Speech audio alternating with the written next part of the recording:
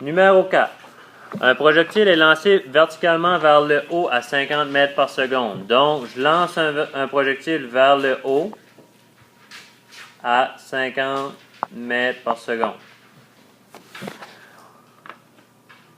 Au même instant, à 100 mètres du premier, donc 100 mètres plus loin, puis exactement en même temps, il y a un deuxième projectile qui est lancé et il est lancé avec une vitesse de 80 mètres par seconde. À la A, on demande à quel angle ce deuxième projectile doit-il être lancé afin d'entrer en collision avec le premier. Donc, si je veux entrer en collision, logiquement, mon deuxième projectile va être lancé en direction du premier à une vitesse de 80 mètres par seconde. Et je cherche mon angle ici. C'est ce que je vous demande de trouver dans ce numéro-là.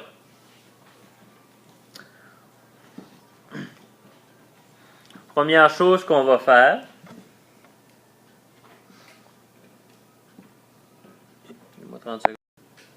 première chose qu'on fait avec ce numéro-là, pour que mes projectiles se frappent, okay? Pour que mes projectiles se frappent, il faut que mes deux projectiles arrivent à la même hauteur en même temps. Okay? S'ils n'ont pas la même hauteur, oublie ça, ils ne se frapperont pas. Okay? Puis si, oui, ils ont la même hauteur, mais pas en même temps, oublie ça aussi, ils ne se frapperont pas. Okay? Donc, le petit truc dans celui-là, c'était pas évident, vous n'aviez jamais vu.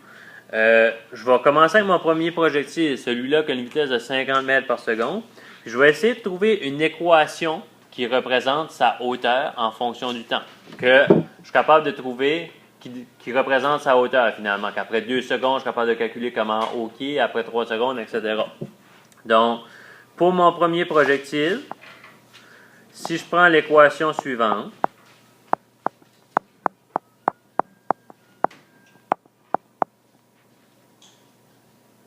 mon déplacement ici va représenter ma hauteur. Donc, le déplacement de mon premier projectile, là ici je parle sur l'axe des Y, parce que mon premier projectile se déplace vraiment seulement de haut en bas. Donc, on prend en considération sur l'axe des Y. Donc, mon déplacement va me donner la hauteur de mon projectile. C'est ma vitesse initiale de mon projectile. Dans ce cas ici, c'est 50. Plus une demi. L'accélération sur l'axe des Y, c'est moins 9,8. Donc, je vais remplacer les inconnus que je connais. Ça devient 50t moins 4,9 t au carré.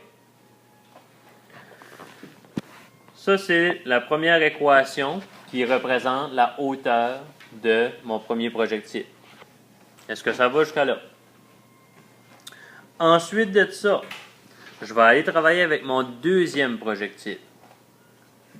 Mon deuxième projectile, celui-là aussi, puisque je vais l'écrire en haut, le déplacement de mon premier projectile sur l'axe des Y, il faut qu'il soit égal au déplacement du deuxième projectile sur l'axe des Y si on veut qu'il y ait collision. S'il n'y a pas ça, ça ne se frappera jamais. Vous pouvez l'essayer, je vous le promets. OK, ça ne se frappera pas.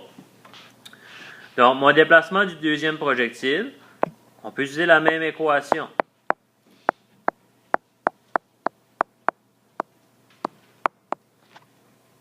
Mon déplacement, c'est ce que je cherche. Ma vitesse initiale du deuxième projectile, je ne la connais pas. Okay? Je connais ma vitesse initiale, mais je ne suis pas capable de la décomposer pour avoir ma vitesse initiale en Y parce que je n'ai pas l'angle. Fait qu'est-ce qu'on va faire? Je vais marquer, ça serait 80 fois le sinus de l'angle. Puis pourquoi que je décide de mettre 80 fois le sinus de l'angle? Parce qu'oubliez pas la question, revenez toujours à la question. À la A, on demande avec quel angle qu'il faut lancer. OK, mais si on cherche l'angle, précisément, il faut qu'à quelque part dans tes calculs, que l'angle apparaisse. OK, si je regarde ma première équation, il n'y a aucun angle là-dedans. La deuxième équation, au lieu d'utiliser la vitesse initiale, si je mets 80 sinus de l'angle, je le fais apparaître, mon angle. Là, il y a possibilité de calculer pour trouver sa valeur. Vous me suivez? OK, arrêtez-moi là si vous avez des questions. Donc, 80 sinus de l'angle fois mon temps, moins 4,9 t au carré.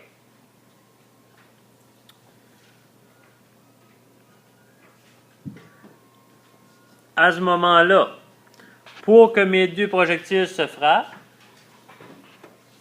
puis en passant, je vais juste aller ajouter un petit détail, là, je vais l'ajouter en rouge. Ici, mon premier projectile, je vais mettre des petits indices 1 à mon temps, parce que c'est le temps que le projectile 1 est dans les airs. Puis en bleu, ici, je vais aller ajouter un petit 2. Ça, c'est le temps de mon deuxième projectile. J'ai juste été ajouter des petits indices.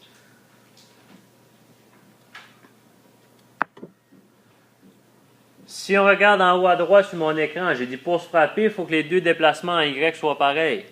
Donc, je suis capable de prendre mon premier déplacement ici et je vais marquer qu'il est égal au second déplacement.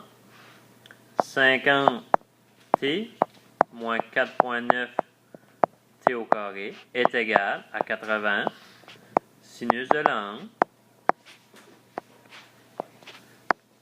Tant, je vais mettre mes indices, je suis en train de les oublier. Comme ça. Est-ce que ça va jusqu'à là? Je vais ajouter mon petit carré ici que j'ai oublié. La deuxième chose que j'avais dit, deuxième condition pour que les objets se frappent dans les airs, il faut que ce soit à la même hauteur, ça c'est une chose, mais il faut aussi que ce soit à la même hauteur en même temps. Donc, mon T1 doit être égal à mon temps du deuxième projectile pour que ça fonctionne. Okay? S'il n'arrive pas là en même temps, ça ne fonctionne pas. Ça fait si T1 est égal à T2, qu'est-ce que je peux faire? Je peux aller éliminer mes indices ici, pour que mes T soient tous pareils. Parce qu'oubliez pas, T indice 1, c'est pas la même chose que T indice 2.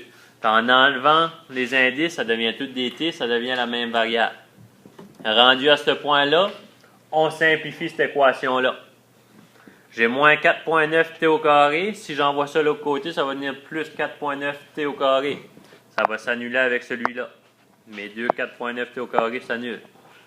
Qu'est-ce qu'il me reste? Il me reste 50 t est égal à 80 sinus de l'angle fois le temps. Autre chose qui s'annule, mon temps.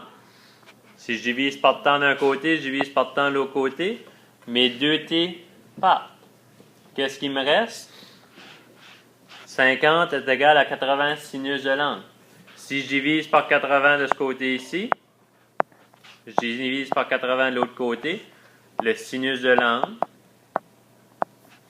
c'est égal à 50 sur 80. Faites un sinus inverse, vous allez trouver que l'angle de lancement du deuxième doit être de 38,68 degrés.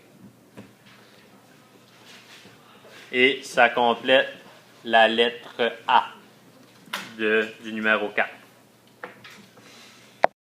On continue. À la 4B, on demande quelle est la hauteur de la collision. Ça, c'est semblable à ce que vous faites en maths. Tu trouves un inconnu, ensuite de ça, tu trouves ton X, je te demande, ben maintenant, calcule-moi ton Y. C'est la même chose. On a trouvé notre angle ici. On a trouvé notre angle. Quand je te demande de me calculer la hauteur de l'impact, ben regarde ici, tu as deux équations qui représentent la hauteur des deux projectiles. Que tu calcules la hauteur de l'un ou la hauteur de l'autre, s'il y a un impact, automatiquement, ils sont à la même hauteur. J'ai juste besoin de prendre une de mes deux équations que j'ai numérotées, 1 ou 2, et d'aller remplacer mes inconnus pour trouver mon déplacement vertical. Si je prends, on va prendre la première équation, je vais la réécrire ici. Si je prends la première équation, déplacement, on avait 50t moins 4,9 t au carré. Pour trouver la hauteur de mon projectile, qu'est-ce que j'ai besoin d'avoir? Ton temps. J'ai besoin d'avoir le temps d'envol. Combien de temps ce projectile-là reste dans les airs? Ben là, comment est-ce que je fais pour trouver mon temps? Lorsque je lance mon projectile, Okay? Quand je lance mon premier projectile comme ça, okay, et que je lance mon deuxième projectile directement vers le haut, l'impact, ça c'est très important de comprendre ça, doit avoir lieu au moment où mon premier projectile, je vais l'écrire en rouge, se rend en égalité du deuxième projectile. Okay? Lorsqu'on essaye de trouver le temps de l'impact, l'impact, elle n'a pas le choix. Là. Elle va juste se produire lorsque le premier projectile est rendu exactement en égalité du premier. Okay? Fait, si on est capable de trouver le temps que ça prend mon projectile à parcourir cette distance-là sur l'axe des X, mais automatiquement, ça me donne le temps où il y a possibilité d'avoir impact. Okay? Si à ce temps-là, mon deuxième projectile n'est pas rendu à la même hauteur, ça ne fonctionne pas. Donc, pour trouver ça, si je vais travailler sur l'axe des X maintenant, on sait que notre portée en X, c'est la vitesse en X fois le temps. Si j'isole mon temps, ça me donne ma portée sur ma vitesse en X.